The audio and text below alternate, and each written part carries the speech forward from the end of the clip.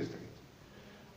Konstante bat izan zen, eta ni hortaz hartu nintzen oso ongi EBS deitzen genuen Hogeita Mendeko korpusa antolatzen, nola, eman zen, 1912an, esaten zen, gaurko bertsolari hauek herrimak egiten badakite, baina bertsoa zer den ez dakite.